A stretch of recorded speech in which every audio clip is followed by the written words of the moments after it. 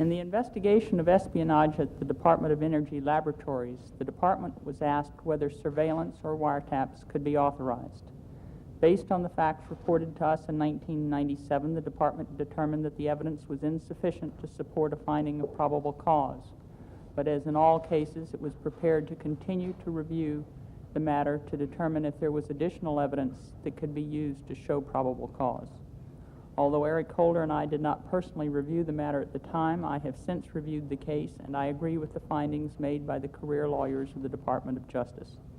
The evidence that the FBI brought? I have had the chance to read earlier drafts and part of the Cox report. We have, I think, undertaken in the 5 recommendations that affect the Justice Department to either have implemented or in the process of implementing them, and I think they're constructive. Is it time? Have you spoken with the President about this, and are you assured of his full backing? As you know, there have been a couple of calls, including from a Democratic senator, for you to resign. I have spoken to Mr. Ruff, and he assures me of the White House's confidence.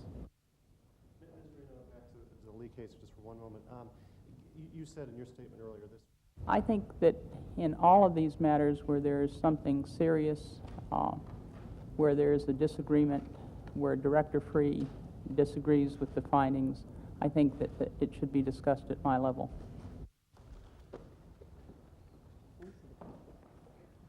First of all, I want to thank you for coming. I'm Congressman Kurt Weld, member of the Cox Committee. And to allow China to be the scapegoat here and say it's all China's fault, they're an evil nation who spied on us, well, what's new? Everybody spies on everybody else. The question is, why do we decimate our counterintelligence? Why do we lower our standards for export controls? Why do we encourage waivers and permits? And why do we ignore arms control violations? All of those things occurred over the past 7 years in a way that had never occurred in the previous time under any administration, from back to Jimmy Carter and even beyond that. 38, a bill to regulate interstate commerce by making provision for dealing. Under the previous order, the Senate will now resume consideration of S. 1059, which the clerk will report. Calendar number 114, S. 1059, a bill to authorize appropriations for fiscal year 2000 for military activities of the Department of Defense and so forth and for other purposes. Assistant Secretary of State for Eastern Asian and Pacific Affairs from the Department of State, Honorable Frank Kramer, Assistant Secretary of Defense for International Security. Our hope is that China will, in fact, accept the apologies, accept the results of the investigation when presented to it, and then resume the normal range of activities, including some very important negotiations which we would like to restart on the World Trade Organization and China's accession to that organization. But I cannot obviously commit on the Chinese government part.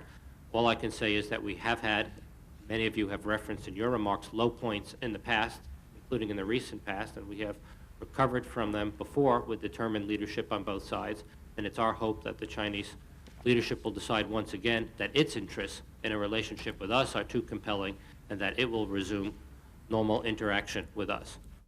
Department of Defense. My understanding